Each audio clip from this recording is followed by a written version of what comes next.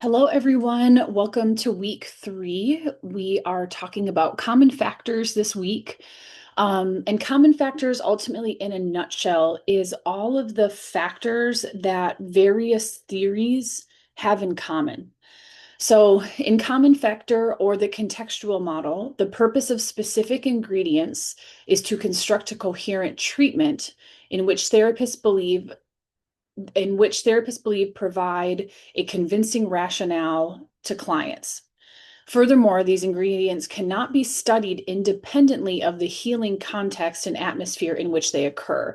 So, one of the kind of taglines of common factors, or one of the beliefs, is that these independent ingredients, which you would think of like these specific interventions that are theory specific. So, for example, like utilizing a genogram for Bowenian, unbalancing in structural, um, you know, looking at the pot in experiential. These are theory specific, but ultimately, what common factors clinicians believe is that these independent factors can't be studied outside of the context of like the therapeutic alliance, the safety that's felt in the relationship, how the client and the therapist are able to work together and agree upon certain aspects of therapy. So if we isolate those and say, oh, like unbalancing, that's the intervention, like that's it. We have to take into account like who delivered that intervention, what the relationship was like between who delivered it and who received it. So the common factors puts more emphasis on variability in the manner in which therapies are delivered due to therapist skill and personality differences. So basically, a lot of what common factors says is like you can't eliminate the humanity and the therapist from the equation. We can't remove that and just say this outline of interventions and how this therapy is supposed to be delivered. That's the only list of ingredients. Like common factor says, no, there's a therapist, and that's a big, big, big ingredient here. Okay. So the APA task force, I think this is like a while back now. I think this might have been in 2007. Um, so the APA task force looked at evidence-based therapy relationships, and ultimately they found that the therapeutic alliance in individual, youth, and family therapy, I don't know that they looked at couples therapy, but in many ways, y'all, I want you to think of couples and family therapy as both relational therapy. Like at their core, they're really trying to do essentially the same thing. They just have different constellations or different people in front of them. So they found that the therapeutic alliance, therapist empathy, and obtaining feedback. So this is a big passion of mine. Um, I wrote a paper like a few years ago, or published a paper a few years ago, about utilizing client feedback in therapy. And ultimately, there's two types of client feedback, like broad categories of that. There's informal, which is just asking them, like, how are we doing? How is therapy going for you? Anything you'd change? Anything that's particularly helpful for you? And then there's formal feedback, which is like many of you may be familiar with the session rating scale, or there's something called SOFTA, which is like a systemic approach to um, client feedback, but they're essentially like questionnaires or surveys that you have, like, kind of more tangible data that you can work with. So the therapeutic alliance, therapist empathy, and obtaining client feedback are demonstrably effective in promoting favorable client outcomes. So these are have shown to be important factors. They also found that therapist client goal consensus, and we'll talk about like kind of the three prong like what makes up common factors, like what are the common factors?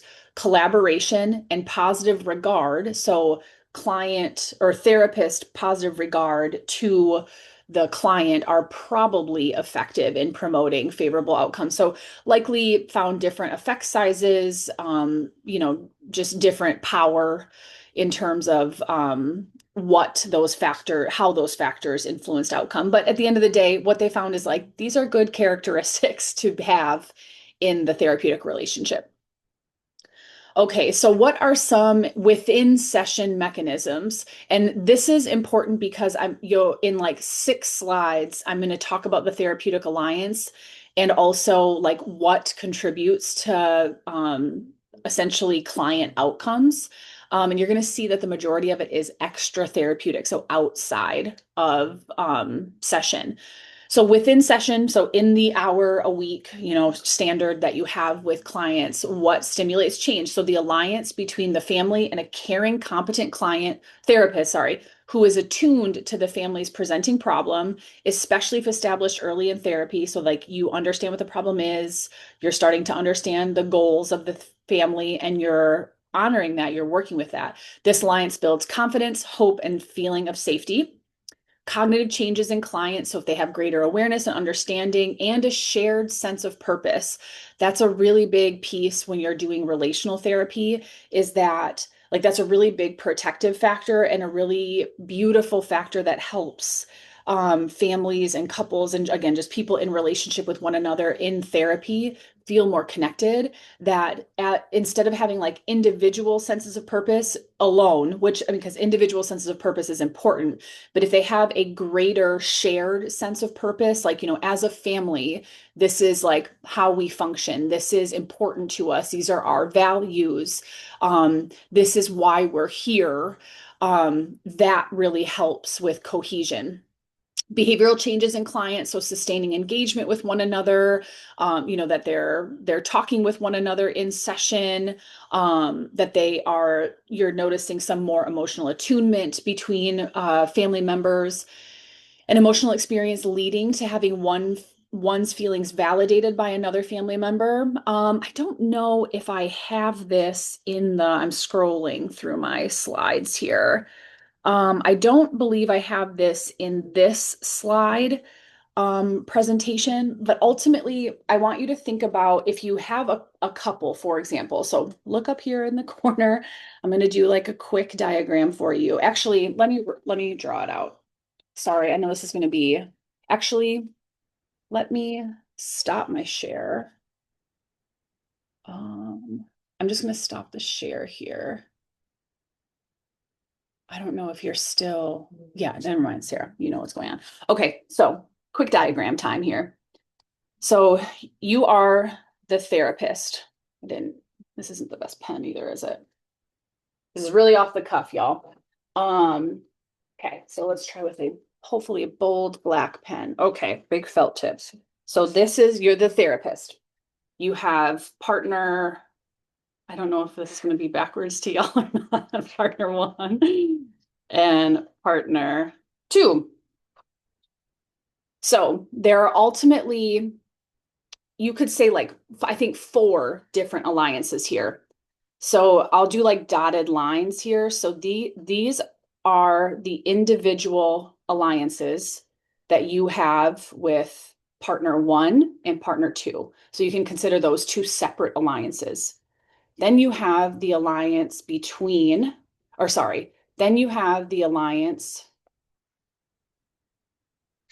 the therapist and the unit. So you and like the marriage, or you and the relationship, whatever. This is the third. So we'll just, one. This is kind of hard to do upside down and backwards. Something's definitely backwards here. I think it's this 2. I don't know. And then the most important alliance that you have in therapy is this alliance right here between partners 1. Oh, this 3 is definitely backwards. Everything else is good. This like I'm labeling it number 4 here because it's the last one I talked about, but you can see here that these are 4 separate alliances. But the most important alliance that exists in relational therapy is between the unit. So again, if you added a child here, you would ultimately add like one. Yeah, I guess it ultimately would be like one extra alliance, because this would still be within the unit. But just letting you know that you're also managing several alliances, and this is why couple and family work or relational work is inherently different, and I would argue in many ways more challenging than working with an individual. Because with an individual, you're managing one alliance. With relationships, you're managing however many alliances there are of people in the room plus one, because you're managing your alliance with the family, or again, the people in relation to one another as a unit. So just hopefully that makes sense to all of you. If not, shoot me a question, but we'll start. I'm going to share again. Okay. So I wanted to talk about that here with the um, emotional experience leading to having one's feeling validated by another family member. That's why I just showed you the diagram I did, because that alliance is so important. That relationship is so important, that is one of the things that you want to cultivate, is the family members, again, the people in relation to one another, feeling really supported and connected to one another.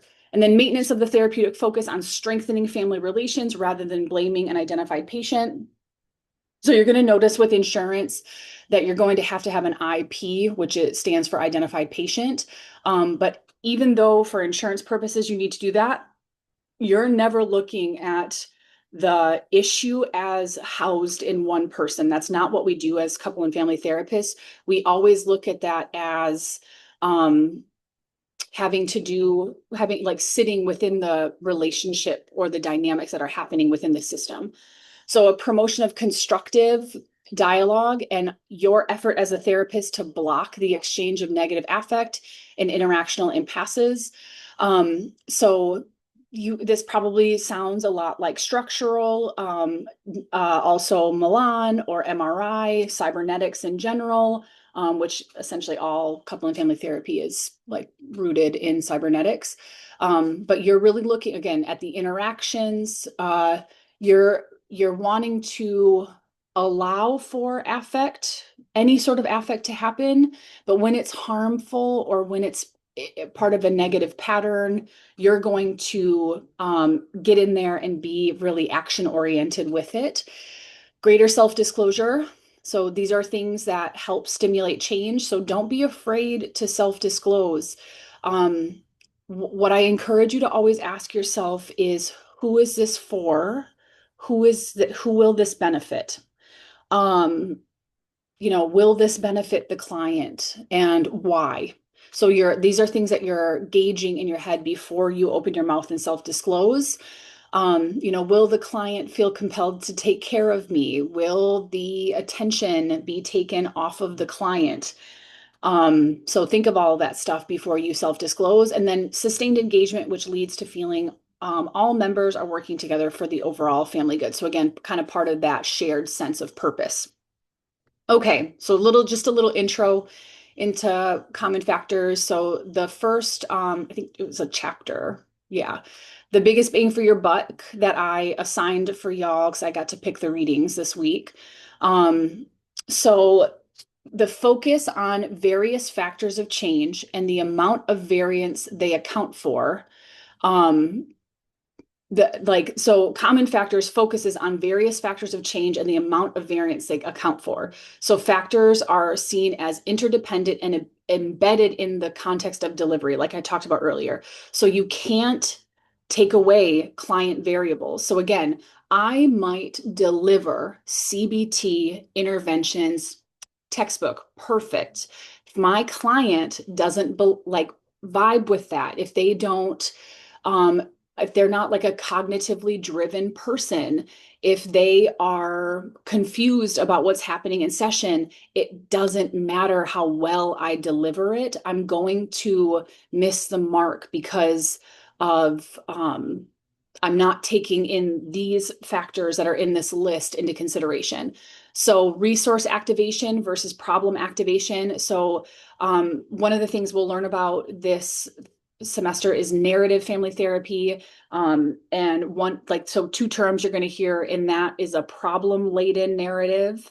Um, and like kind of a, I don't know if there's a counter to that, maybe like a resilience or empowerment type of narrative. But problem laden or a problem focus in therapy can really just like further embed the problem. So you don't want to dismiss it. You don't want to be like, oh, you're going through grief. Well, you had some good years with this person. Let's look on the bright side. You don't do stuff like that. But you're really looking at what's existing in the person's life and how can we leverage that. Securing client participation, so getting their buy-in. I think this is one of the big strengths and one of the most beneficial utilizations of client feedback is like asking, how is therapy going? How do you like it? Is there anything you'd change? How can I be better? Did I miss anything? These are really important questions for the client to feel like they are a co-pilot in this process, because they are. You bring the expertise in the process of therapy. They bring the expertise in the experience of their life. You will never know their life as well as they do, and they won't be able to run therapy in the same way you do. Like, I guess even, I don't know, maybe if you're working with other therapists, but anyway, so you need each other for the relationship to work and the process to work. So rallying their resources, again, leveraging them, asking them how they can engage in resources, what would be barriers of engagement with resources, using their strengths, of course, and always remember. So this is one thing I always want to be very, very transparent about, is that you won't like all your clients. You won't enjoy working with them. That is absolutely the truth for me and has been. You will, to me, a redeeming factor always for clients is that they show up, like that something in them believes in this process. So if nothing else, if I can't hold on to anything else about the client, I'm going to like sit there and say, they showed up. The least I can do is do my best when I'm here. And then of course the therapeutic alliance, like we've been talking about. So the clients, so essentially, like, what are the heart and soul of change according to common factors is utilizing the client's resources and resiliency within the therapeutic alliance, along with the therapeutic alliance, and attaining client feedback. So you're going to hear like some things that, sound familiar. I also wanted to read this quote to you. So expose psychotherapy's hidden assumptions.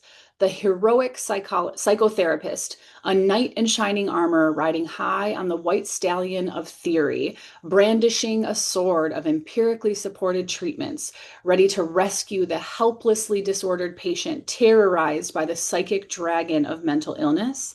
So you can see the very serious power dynamics that are within this, the pretty skewed view of only evidence-based or only empirically supported treatments, white knuckling their way through with theory, this helplessly disordered patient, very kind of pathologizing. And what this ultimately highlights is that the client is the most neglected factor in psychotherapeutic outcome. So we look at these things and go, okay, what do we bring? Okay, we've got theories, we've got evidence base, we have our diagnoses, we have our expertise, our training. But the client is such an important piece of this puzzle. or this equation, I guess I should say. So clients as a neglected factor, the key is your attitude regarding the client's inherent abilities and resiliencies. So regard clients as their primary agents of change.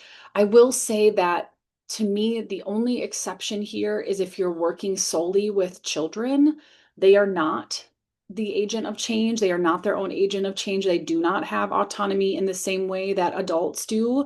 So this is also why I believe so much in systemic approaches, because if you can get their caregivers, their adults, their grown-ups to be part of this process, that's where the change is.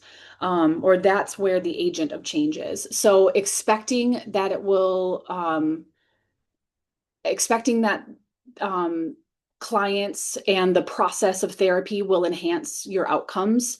And then listening for and being curious about client strengths and competency. So this is how you regard the client as an agent of change. And the alliance, another thing to highlight here, this is the client is our most powerful ally, and the relationship that we have with them is our most important ally. And alliance, think about the alliance as both a skill in managing, like think of it at like it's a skill to be able to build relationship with one another, and it's an intervention because think about somebody coming to you who's, experienced trauma or has experienced, neglect or feeling isolated, unseen, unheard, and they have a person sitting in front of them saying, you're important, maybe not explicitly, but through their actions and things, you're important, you are interesting, you are valuable, you are lovable.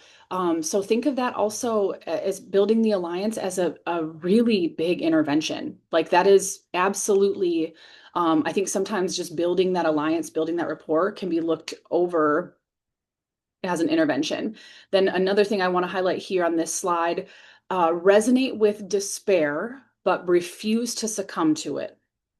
To do this, it requires that you listen to the whole story, the suffering and the endurance, the pain and the coping, the desperation and the desire for something different. So really what this is highlighting is that people are complex, and you're going to hear a lot of sad stories.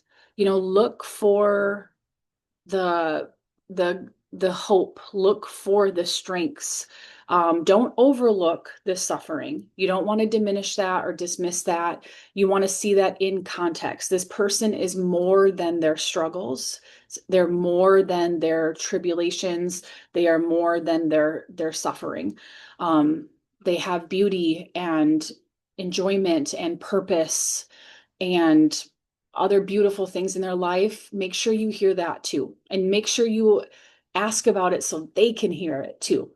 So here's the slide I was talking about the therapeutic alliance. So ultimately, there are 4 components to the therapeutic alliance: how the client is impacted by the relationship with the therapist. So this is ultimately like the bond. How the client works collaboratively with the therapist, also part of the bond. How the therapist is able to empathically engage and work with the client, and how the therapist and client agree on the goals of therapy. So common factors, they talk about the bond, like 3 factors of common factors: the bond, which is a relationship between the client and the therapist; the tasks, or I'll go goals first. The goals, so agreement on like where are we going in therapy, what should we be working on, and then agreement on the tasks. How do we get there? So you can call this maybe objectives, even potentially interventions. Like you don't need your client to sign off on interventions, they don't know that kind of stuff. But that's why you're checking in with them, like, how did you like what we did today? Was there anything particularly helpful for you? Anything you would have liked me to do differently? So the therapeutic alliance is all about that bond, but you can see here too that the goals come in here, but it's mainly because of the agreement on that. So up in the top right, this is, so there was a study done many years ago, I want to say maybe in 2001, where the researchers worked to quantify common factors. because that's, what we do as researchers, and that's still an expectation within the research world is for things to be quantifiable. But ultimately, what they found is that model and techniques account for about 15% of outcomes. So if a client improves, you can attribute about 15% of that improvement to the specific model that you used. 15% is, so an equal amount is expectancy. So like, what did they expect out of therapy? Did they come in saying, I believe this is going to work? And I trust the process. That has a 15% effect on outcomes. Relationship factors. So this is the therapeutic alliance. So the therapeutic alliance accounts for about 30% or a third of outcomes. So if nothing else, focus on this. When you are worried, am I doing this intervention correctly? Am I following this theory correctly? I would encourage you to get out of your head and focus on the therapeutic alliance. And then 40% is client and extra therapeutic factors. So 40% is ultimately like out of our control. We can hold space for it, we can process it, but 40% of change happens outside of the therapeutic relationship. So also, keep that in mind that, if you think about it, like 70% of it can be influenced by how you show up in therapy. So please don't overlook that. So as you can see here, therapy relationship factors are the second most influential component. And this relationship, also known as the therapeutic alliance, is twofold: the client's relationship with the therapist and the therapist's relationship with the client. So back to this diagram here, think about this as bidirectional. It's from therapist to client, client to therapist. All right, so elements of the alliance, the relational bond between you, the therapist, and the client. So the client's perception of your empathy, respect, and genuineness.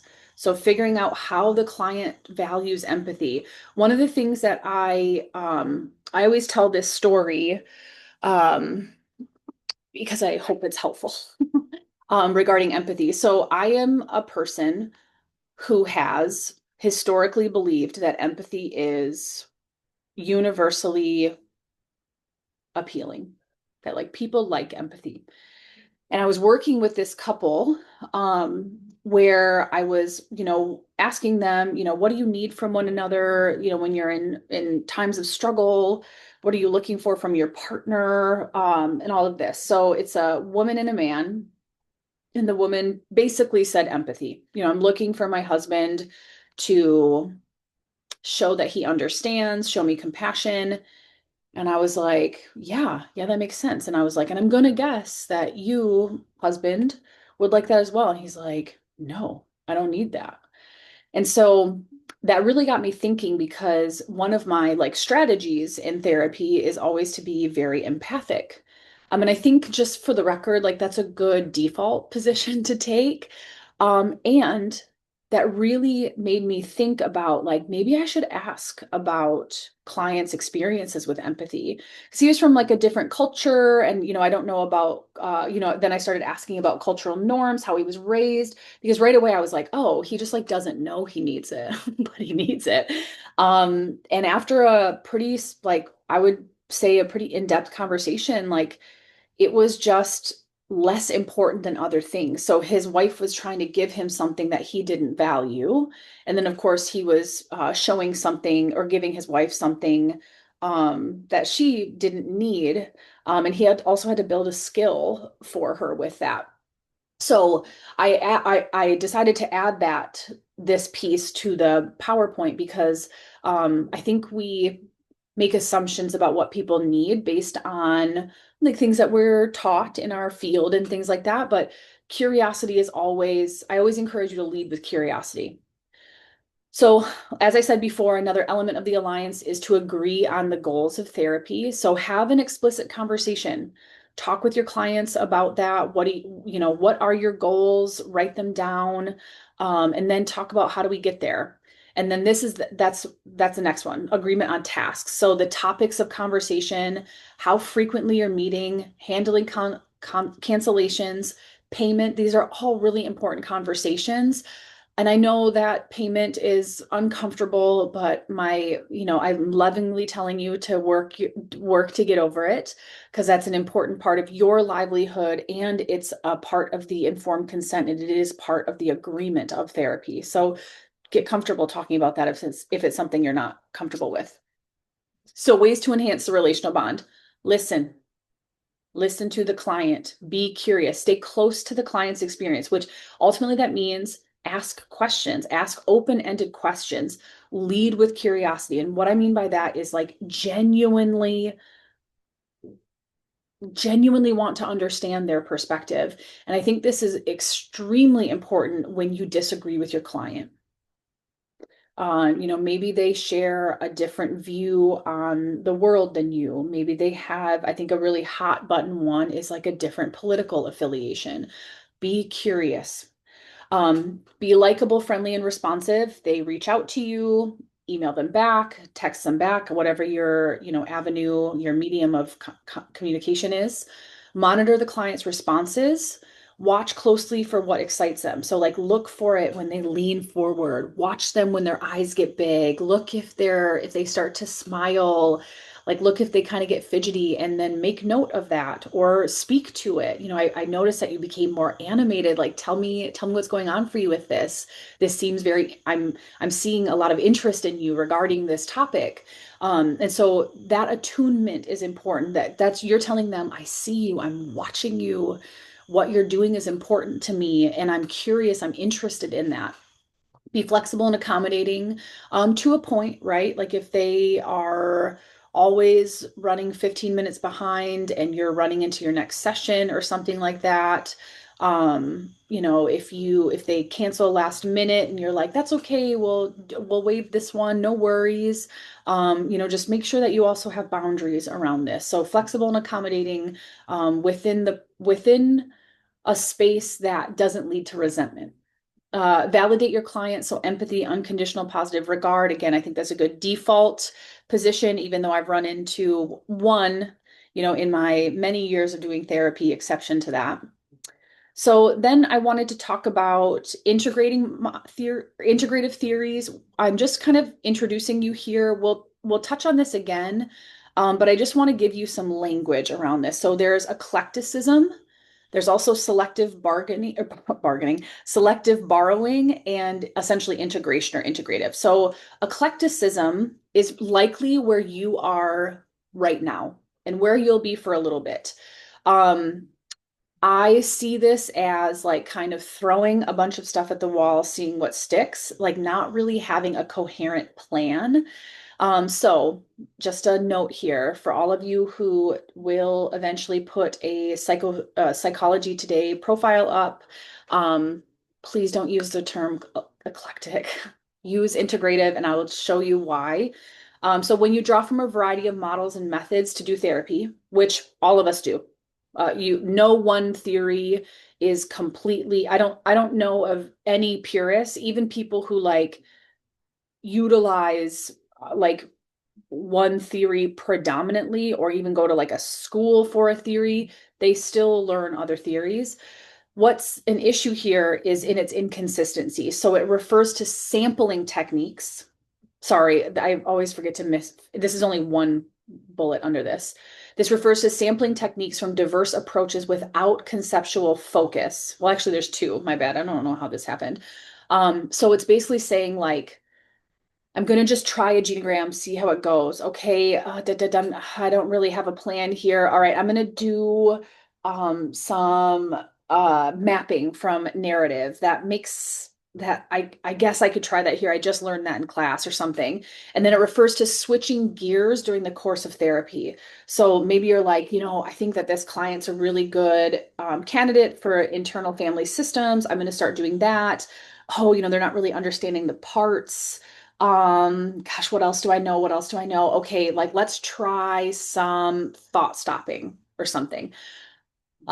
So I hope what you can hear in me is that it's just not, there's no plan. It's just kind of, it's more reactive than planned. Or so changing models midstream is like changing maps. While you may still reach your destination, it won't be the most efficient or direct route.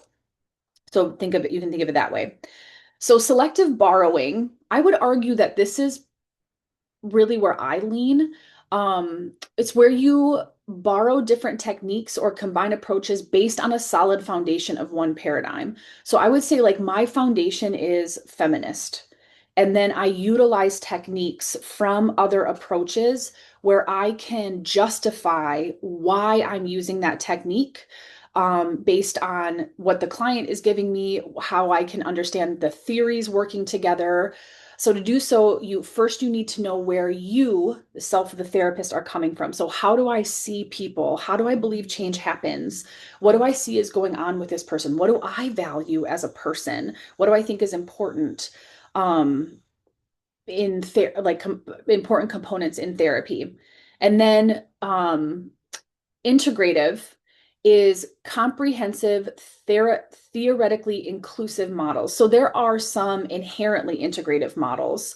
We won't be learning about any of those this semester, but I'm thinking about like multi-systemic M multi-systemic I think it's just multi-systemic therapy, MST. It's like it is a combination of systems and CBT. So it's theoretically woven. So that theory in and of itself is inherently integrative.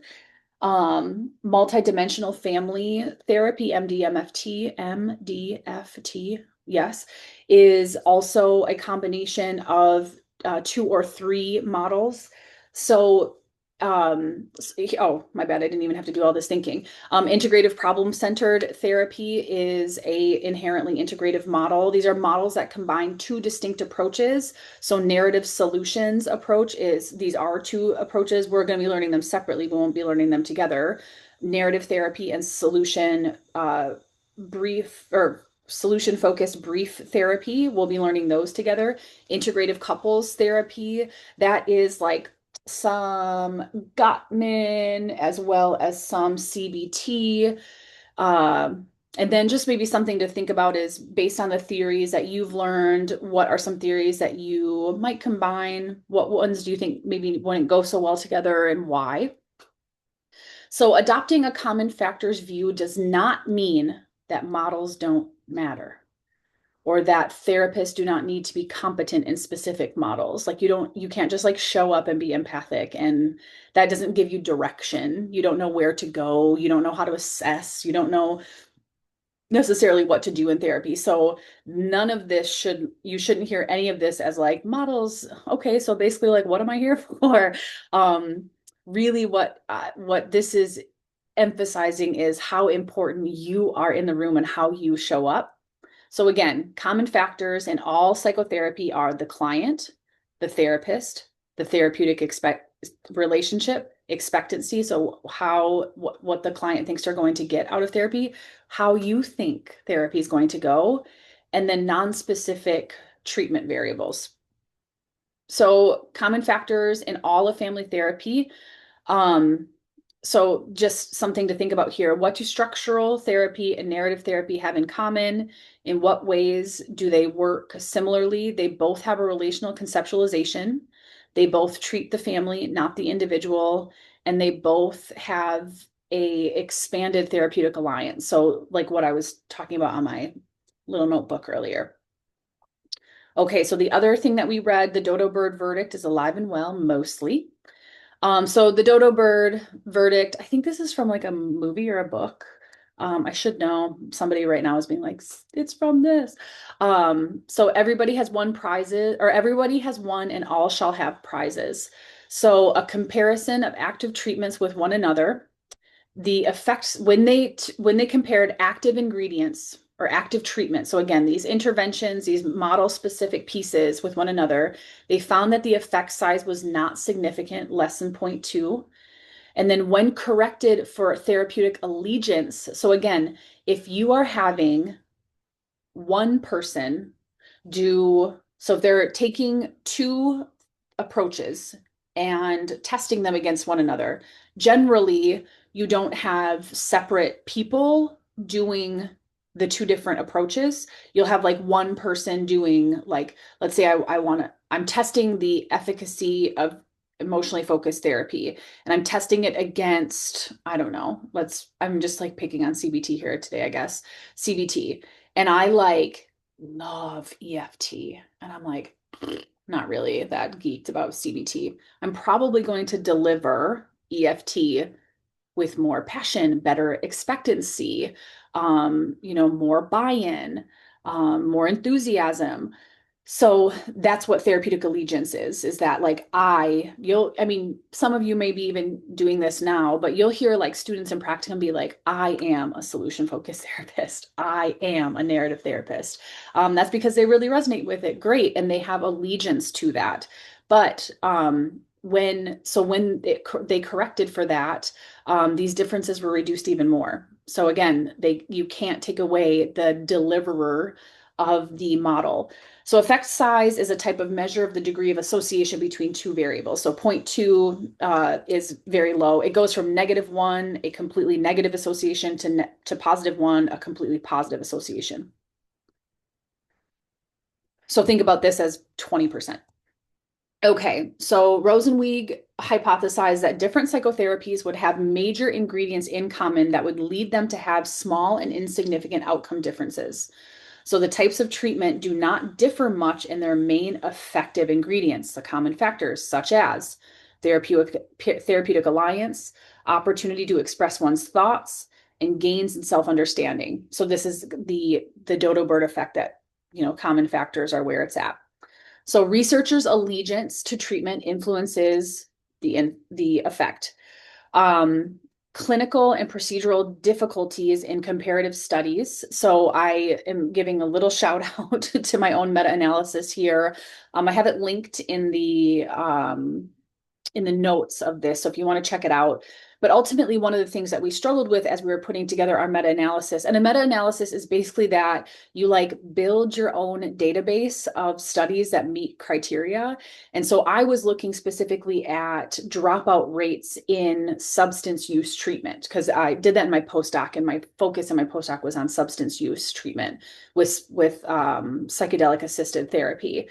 So if you have an elective left, I'm teaching that in the spring, Introduction to Psychedelic Assisted Psychotherapy.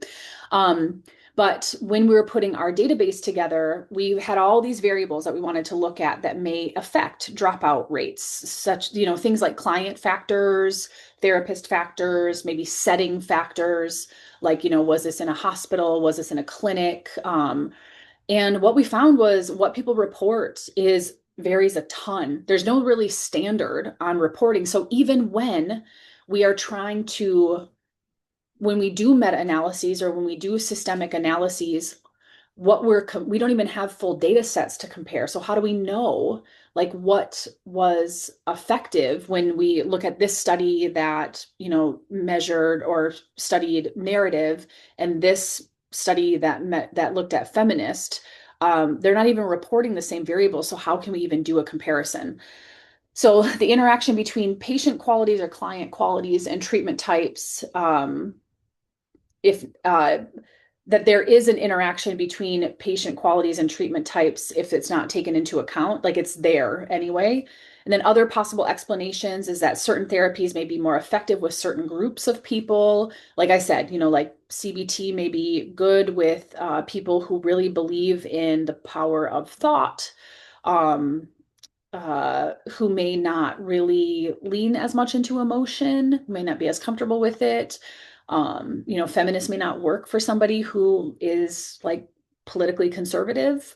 I'm just going stereotypical here. There's a need for comparison of long-term therapy and comparing other aspects of clients' change beyond the symptom measure. So this is also one thing that I found in my time in my postdoc. So again, it focused on substance use in particular. But the only like outcome for substance use treatment is like how much you use. And if you haven't taken chemical dependency in the family, you'll know that, or you'll learn that it's so interwoven. It has to do with your self-esteem, your relationships, your sense of community, your sense of purpose. Because the substance use, it's a symptom of another problem or a larger problem. It's a way of coping, it's a way to cope. So if all you're doing is reducing that, you may not change anywhere else. So that was also something that I added to our like outcomes in the study that we were doing, was like, let's interview people and like see what else is going on in their lives. Um, but that is all I have for you today on common factors, and I will see you next week.